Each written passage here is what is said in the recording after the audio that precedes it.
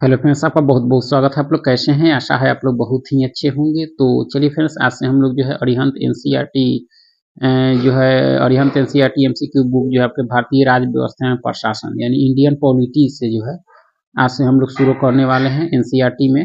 और आज हम लोग जो है इंडियन पॉलिटी में जो देखने वाले हैं अध्याय 1 देखेंगे, जो आपका संवैधानिक विकास है।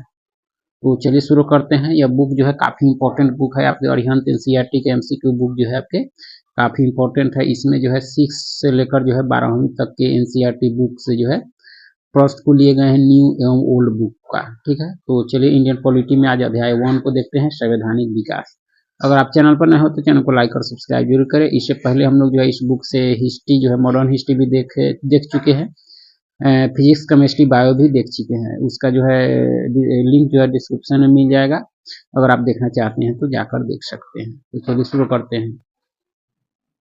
तो देख सकते हैं कि सबसे पहला प्रश्न है कि 1773 के नियामक अधिनियम यानी रेगुलेटिंग एक्ट के संबंध में निम्न कथनों पर विचार कीजिए और उपयुक्त में से कितने कथन आपके सही नहीं है। रेगुलेटिंग एक्ट जो है 1773 के संबंध में कितने कथन आपके सही नहीं है। तो देखा जाए तो इसके अंतर्गत जो है कलकत्ता प्रेसिडेंसी में एक सरकार की स्थापना की गई। ये कथन सही आपका।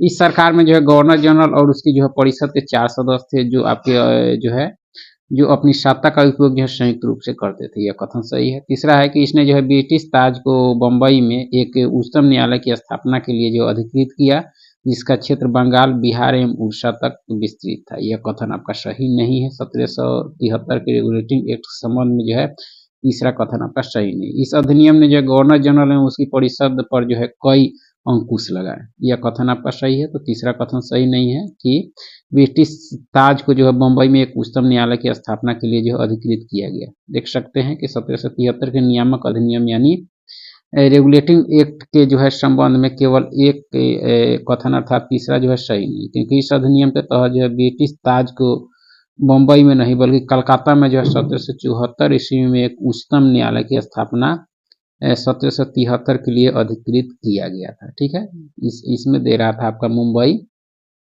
यानी बम्बई, लेकिन यहाँ पे कलकत्ता में उच्चतम न्यायालय की स्थापना के लिए जो अधिकृत किया गया। ठीक है, और किया गया रॉबर्ट जो है चैम्बर्स, स्टीफन सीजर एवं जो है जॉन हाइड 3 अन्य जो है न्यायाधीश बनाए गए। ठीक है, इस न्यायालय का कार्य क्षेत्र जो है बंगाल, बिहार और उड़ीसा तक विस्तृत था।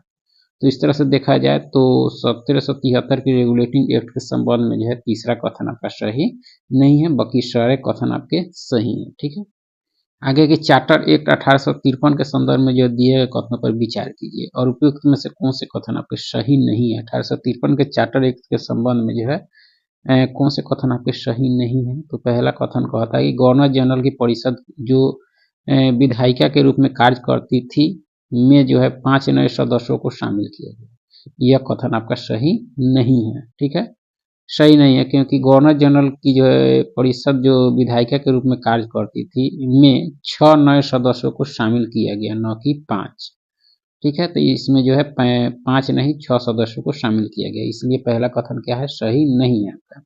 दूसरा है कि इस चार्टर एक्ट का उद्देश्य जो है विधायिका को जो है सशक्त बनाना था, इसलिए गवर्नर जनरल की परिषद के कार्यों को जो है विधायी तथा प्रशासनिक कार्यों में जो है विभाजित कर दिया गया 1853 के एक्ट के तहत। ठीक है, आगे के निम्नलिखित युग्मों पर विचार कीजिए और युग्मों से कितने युग्म जो है सही सुमेलित है। तो कितने युग्म सही सुमेलित है। तो 1833 का चार्टर अधिनियम विधि निर्माण की शक्ति और परिषद जो है गवर्नर जनरल से सन्निहित, यह युग्म सुमेलित है आपका। 1853 का चार्टर अधिनियम जो है गवर्नर जनरल की परिषद में नए जो 6 नए सदस्यों की वृद्धि की गई, ये भी सही है। 1858 का अधिनियम कोर्ट ऑफ जो है डायरेक्टर्स की को जो है समाप्त कर दिया गया, ये भी सही है आपका। 1861 का भारतीय परिषद अधिनियम जो है गवर्नर जनरल को अध्यादेश जारी करने की शक्ति दी, ये भी कथन सही है। तो देखा जाए तो चारों युग्म जो है आपके यानी सही है आपके। ठीक है, चलिए आगे है कि 1861 के भारतीय परिषद अधिनियम के संदर्भ में जो है निम्नलिखित कथनों पर विचार कीजिए और कौन से कथन आपके सही हैं। कौन से कथन आपके सही हैं। तो इस अधिनियम यानी 1861 भारतीय परिषद अधिनियम के संदर्भ में देखें तो इस अधिनियम में जो है गवर्नर जनरल की परिषद में 6 से 12 सदस्यों की जो है वृद्धि की गई, जिनका कार्यकाल 2 वर्ष निर्धारित किया गया। यह कथन सही है। इस अधिनियम में उपबंध किया गया कि भारतीय विधानमंडल द्वारा जो है पारित प्रत्येक प्रस्ताव पर जो है सपरिषद भारत सचिव के माध्यम से जो है महारानी की स्वीकृति आवश्यक। ये दोनों कथन आपके सही है 1861 के भारतीय परिषद अधिनियम के संदर्भ में। देख सकते हैं 1861 के भारतीय परिषद अधिनियम के संदर्भ में दोनों कथन आपका क्या है, सही है। भारतीय परिषद अधिनियम 1861 में पहली बार जो है गवर्नर जनरल की परिषद में जो है सदस्यों की संख्या 6 से 12 सदस्यों की जो है वृद्धि की गई। इन सदस्यों का जो है कार्यकाल 2 वर्ष निर्धारित किया गया। ठीक है। भारतीय विधानमंडल द्वारा पारित प्रस्ताव पर जो है सपरिषद भारत सचिव के माध्यम से जो है महारानी की स्वीकृति को इस अधिनियम द्वारा अनिवार्य किया गया। 1861 के भारत परिषद अधिनियम के संबंध में दोनों कथन आपका सही है। चलिए आगे है कि कथने और जो है कारण आर दिए गए हैं और कौन से सही हैं और कौन से गलत हैं आपके। तो देख सकते हैं कि कथने कहता है कि 1892 के भारतीय परिषद अधिनियम में जो है पहली बार विधान परिषदों में जो है वित्तीय विषय पर प्रश्न पूछने के लिए नियम बनाने का अधिकार जो है गवर्नर जनरल को दिया। कथन सही है। कारण कहता है कि गवर्नर जनरल द्वारा प्रश्न पूछने के संदर्भ में बनाए गए नियमों पर जो है भारत सचिव की परिषद की जो है सहमति अनिवार्य थी। तो देखा जाए तो दोनों सही है, लेकिन आर जो है ये का व्याख्या नहीं है। सही दोनों है लेकिन व्याख्या नहीं है। देख सकते हैं कि भारतीय परिषद अधिनियम 1892 में जो है पहली बार विधान परिषदों में जो है वित्तीय विषयों पर प्रश्न पूछने के संदर्भ में जो है नियम बनाने का अधिकार गवर्नर जनरल को दिया गया, किंतु नियमों पर जो है परिषद भारत सचिव की जो है सहमति अनिवार्य थी। इस अधिनियम के माध्यम से केंद्रीय और प्रांतीय विधान परिषदों का जो है विस्तार कर 8 से 20 नए सदस्य जोड़े गए, जिनमें जो है 40% सदस्य जो है गैर सरकारी थे। 1861 यानी भारत परिषद 1892 में पहली बार। ठीक है। चलिए आगे है कि कथन और कारण दिए गए हैं। कथन ये कहता है कि भारत शासन अधिनियम जो 1909 जैसे जिसे जो है माल्यमिंत सुधार कहा गया 1892 के भारत परिषद अधिनियम के बाद की प्रगति का संकेत है। यह सही है। कारण है कि 1909 के अधिनियम में जो है देश में विधायी संस्थाओं की शक्ति बढ़ाने के लिए भारतीय मांगों को पूर्ण किया। कारण भी आपका सही है। ठीक है, यानी ए और आर दोनों सही है। आर जो है ए का सही स्पष्टीकरण। देख सकते हैं कि भारत जो है 1892 के भारत परिषद अधिनियम द्वारा जो है केंद्रीय प्रांतीय विधान परिषदों की जो है सदस्य संख्या में वृद्धि की गई, जिसमें जो है केंद्रीय विधान परिषद में न्यूनतम 10 और अधिकतम 16 सदस्यों की संख्या निर्धारित की गई। 1909 के जो है अधिनियम द्वारा जो है भारतीयों को विधि निर्माण तथा प्रशासन में जो है प्रतिनिधित्व प्रदान किया गया। इस प्रकार जो है 1909 का अधिनियम जो है 1892 के परिषद अधिनियम के पश्चात जो है विधायी संस्थाओं की प्रगति का जो है दृष्टिकोण था, जिसमें जो है केंद्रीय और प्रांतीय शक्तियों का जो है विस्तार करते हुए सदस्यों को जो है बजट पर चर्चा करने की भी शक्ति दी गई। ठीक है, इस तरह से देख सकते हैं कथन और कारण दोनों सही है आपका। आगे की भारत शासन अधिनियम 1919 के संदर्भ में विचार कीजिए और कौन से कथन आपके सही नहीं। तो देख सकते हैं कि कौन से कथन आपके सही नहीं है। तो 1919 का अधिनियम द्वारा जो है प्रशासन के केंद्र तथा प्रांतों में विभाजन में जो है गवर्नर जनरल की शक्तियों को जो है कमजोर बना दिया गया, क्योंकि अब जो है प्रांतों में प्रांतीय जो गवर्नर की भूमिका सर्वोपरि हो गई। तो यह देखा जाए तो सही नहीं है। ठीक है, अधिनियम द्वारा अपनाई गई जो है तंत्र व्यवस्था प्रशासन की सर्वोत्तम व्यवस्था सीधी, ये भी कथन आपका सही नहीं है 1919 भारत शासन अधिनियम के संदर्भ में। देख सकते हैं कि दोनों कथन जो आपके सही नहीं है। अधिनियम द्वारा जो है यदि प्रांतीय गवर्नरों को जो है प्रांतों में शक्ति का विस्तार किया गया, किंतु प्रांतों को जो है दिए गए हस्तांतरित विषय पर भी जो गवर्नर जो है मंत्रियों द्वारा नियंत्रण रखता था। सुधार जांच समिति की जो है अल्पसंख्यक रिपोर्ट के अनुसार जो है तंत्र प्रारंभिक 3 वर्षों तक जो है ठीक चला, किंतु जो है 1924 के पश्चात यह जो है प्रशासनिक अक्षमता का शिकार हो गया। प्रांतीय विषय में जो है आरक्षित तथा जो है हस्तांतरित विषय का विभाजन जो है अतार्किक था। कृषि जहाँ जो है हस्तांतरित विषय था, वहीं जो है सिंचाई जो कृषि का ही जो है अंग थी, आरक्षित वर्ग में आती थी। ठीक है, तो इस तरह से देखा जाए तो 1919 शासन अधिनियम के संबंध में जो है कोई भी कथन आपका सही नहीं है। चलिए आगे कि भारतीय शासन अधिनियम 1919 के अंतर्गत केंद्रीय विधानमंडल की संरचना में जो है किस प्रकार का परिवर्तन किया गया। तो द्विसदनात्मक विधानमंडल का सृजन किया गया 1919 के अधिनियम के तहत। ठीक है, देख सकते हैं भारत शासन अधिनियम 1919 के अंतर्गत जो सर्वप्रथम केंद्र में जो है द्विसदनात्मक विधान मंडल की व्यवस्था की गई, जिसमें प्रथम सदन जो है राज्य परिषद तथा दूसरा सदन जो है केंद्रीय विधानसभा थी। राज्य परिषद में जो है 60 सदस्य होते थे, जिनमें से 33 का निर्वाचन होता था तथा जो है 27 सदस्य मनोनीत होते थे। केंद्रीय विधानसभा में कुल जो है 145 सदस्य होते थे, जिनमें 104 सदस्य निर्वाचित तथा 41 सदस्य मनोनीत होते थे। ठीक है, आगे कि 1919 के भारतीय शासन अधिनियम के संबंध में जो निम्न में से कौन से कथन आपके सही नहीं है? तो कौन से कथन आपके सही नहीं है? तो देखा जाए तो पहला है कि केंद्रीय विधानमंडल द्वारा जो है पारित किसी विधेयक पर जो है अंतिम निर्णय का अधिकार गवर्नर जनरल को प्राप्त है। यह सही आपका सही नहीं देखना है। ठीक है, बजट को जो है 2 भागों में बांटा जाता था। पहला जिस पर जो है सदस्य मतदान कर सकते थे, दूसरा जिस पर सदस्य मतदान नहीं कर सकते थे। ये भी सही है। सदस्य के जो है कुल खर्च के 2/3 पर जो है मतदान कर सकते थे, जबकि 1/3 भाग पर जो है ये मतदान नहीं कर सकते। यह कथन आपका सही नहीं है। ठीक है, देख सकते हैं कथन 3 सही नहीं है, क्योंकि 1919 के भारतीय शासन अधिनियम के अंतर्गत जो है केंद्रीय विधानमंडल के सदस्य जो है कुल खर्च के केवल जो 1/3 भाग पर ही मतदान कर सकते थे और 2/3 भाग पर उन्हें मतदान का अधिकार प्राप्त नहीं था।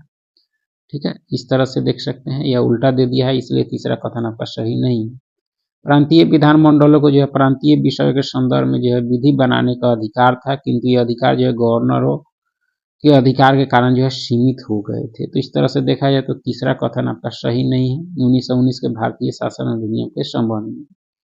आगे कि भारत सरकार अधिनियम 1935 के संबंध में जो है विचार कीजिए और जो है कौन से कथन आपके सही है। तो इसने जो है राज्यपाल की विवेकाधीन शक्तियों का विस्तार किया, यह कथन सही नहीं है। इस अधिनियम में जो 6 प्रांतों में एक सदनीय जो है विधानमंडल में 5 प्रांतों में जो द्विसदनीय विधायिका का प्रावधान किया गया, ये भी कथन आपका सही नहीं है 1935 के अधिनियम के संबंध में। दोनों कथन आपका सही नहीं है। भारत सरकार अधिनियम 1935 और 1919 के अधिनियम में जो है शुरू की गई द्वैध शासन व्यवस्था को समाप्त कर दिया गया तथा गवर्नर जनरल को जो है मंत्रिपरिषद की सलाह पर जो है कार्य करने की सलाह दी गई। यद्यपि कुछ जो है असाधारण मामलों में जो है गवर्नर जनरल को जो है विवेकाधीन शक्तियां दी गई, किंतु इस अधिनियम द्वारा जो है राज्यपाल की जो है विवेकाधीन शक्ति का विस्तार नहीं किया गया आपका। ठीक है, जबकि इसमें कह रहा है कि शक्ति का विस्तार किया गया, इसलिए पहला कथन आपका सही नहीं है। राज्यपाल जो है इस अधिनियम द्वारा जो 6 प्रांतों में द्विसदनीय तथा 5 प्रांतों में एक सदनीय विधायिका का जो है प्रावधान किया। 6 प्रांतों में द्विसदनीय और इसमें कह रहा है कि 6 प्रांतों में एक सदनीय विधानमंडल, इसलिए दूसरा कथन भी आपका सही नहीं है आपका। ठीक है, इस तरह से देख सकते हैं भारत शासन अधिनियम 1935 के संदर्भ में। आगे है कि भारत के जो है संविधान में केंद्र और राज्यों के बीच जो किया गया शक्तियों का विभाजन, इनमें से किसमें उल्लेखित जो है अधिनियम पर आधारित है।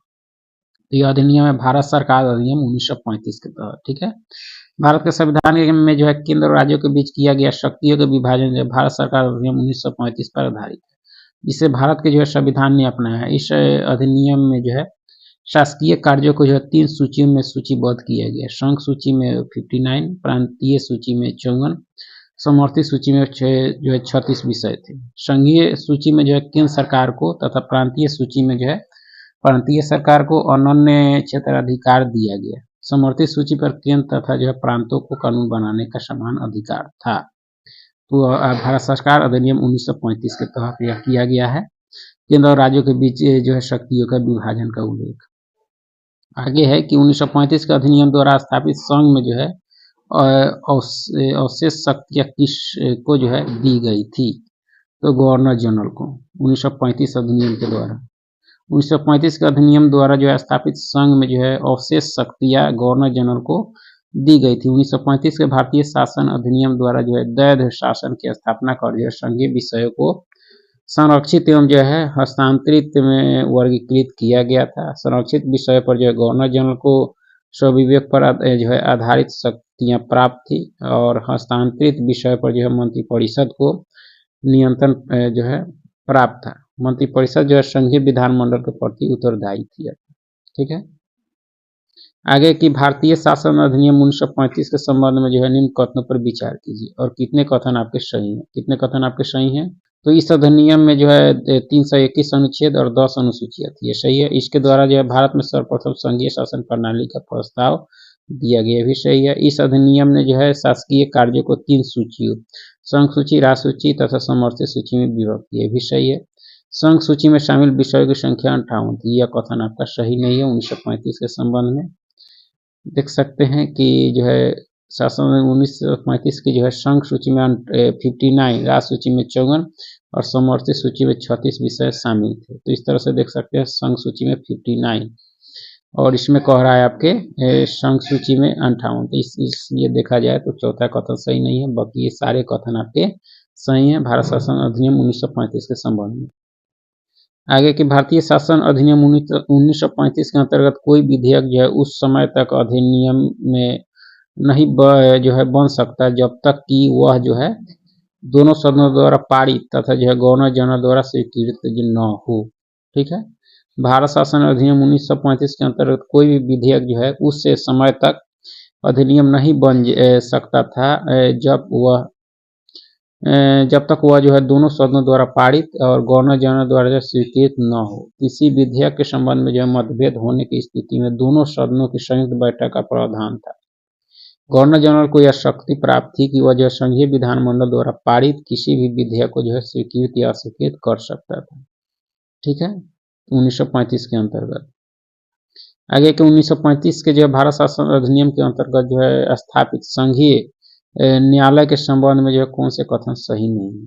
संघीय न्यायालय में एक के जो है मुख्य न्यायाधीश सहित जो है अधिकतम 6 न्यायाधीश होते थे, यह कथन आपका सही नहीं है। ठीक है, देख सकते हैं कि भारत 1935 के भारत शासन अधिनियम के अंतर्गत जो है स्थापित संघीय न्यायालय के संबंध में जो कथन एक सही नहीं है, क्योंकि इस अधिनियम के अंतर्गत स्थापित संघीय न्यायालय में जो एक मुख्य न्यायाधीश और जो है अधिक से अधिक 6 जो है अन्य न्यायाधीश होते थे आपके। ठीक है, और इसमें कह रहा है कि अधिकतम 6 न्यायाधीश होते थे, इसलिए पहला कथन सही नहीं है। संघीय न्यायालय जो है एक अभिलेख न्यायालय था जिसे अपनी जो है अवमानना के लिए जो है दंड देने की शक्ति प्राप्त थी, ये कथन आपका सही है। पहला कथन आपका सही नहीं है। 1935 के भारत शासन अधिनियम के अंतर्गत जो है स्थापित संघीय न्यायालय के संबंध में। आगे के 1935 के भारत शासन अधिनियम द्वारा जो है प्रांतों में द्विसदनीय विधानमंडलों की स्थापना के संदर्भ में कौन सा कथन सही है। कौन सा कथन सही है, तो इस अधिनियम द्वारा जो है 6 प्रांतों में द्विसदनीय विधानमंडल की जो है व्यवस्था की गई, यह कथन आपका सही है। ठीक है, बाकी कोई कथन आपका सही नहीं है। देख सकते हैं 1935 के भारत शासन अधिनियम द्वारा जो है प्रांतों में द्विसदनीय विधानमंडलों की स्थापना के संदर्भ में जो है कथन एक सही है। भारत सरकार शासन अधिनियम 1935 द्वारा जो है 6 प्रांतों में जैसे बंगाल, बिहार, असम, संयुक्त प्रांत, बम्बई और मद्रास में जो है द्विसदनीय विधानमंडल की स्थापना की गई। इसके अतिरिक्त 5 प्रांतों में एक जो है सदनीय विधानमंडलों की स्थापना की गई। विधानमंडल के उच्च सदन को जो है विधान परिषद तथा निम्न सदन को जो है विधानसभा कहा गया। विधान परिषद एवं जो विधानसभा के सदस्यों की संख्या जो है अलग अलग प्रांतों में भिन्न भिन्न थी। विधानसभा में जो है मनोनीत सदस्यों की व्यवस्था जो है समाप्त कर दी गई, किंतु विधान परिषद में यह जो है व्यवस्था जारी रखी गई। ठीक है, तो देख सकते हैं कि इस संबंध में जो है पहला कथन आपका सही है। तो इसमें देखा जाए तो सिर्फ पहला कथन ही आपका सही है आपका। चलिए आगे कि ब्रिटिश मंत्रिमंडलीय समिति यानी कैबिनेट मिशन द्वारा जो है मई 1946 में प्रस्तुत प्रस्ताव के संबंध में कौन सा कथन आपका सही नहीं है। तो भारत में जो एक संघीय शासन की स्थापना, ये सही है आपका। किसी भी जो है महत्वपूर्ण सांप्रदायिक प्रश्न में जो है विधानमंडल का निर्णय उसमें जो उपस्थित तथा मतदान करने वाले उस संप्रदाय के कुल सदस्यों के जो है 2/3 बहुमत से होना चाहिए, यह कथन आपका सही नहीं है आपका। ठीक है,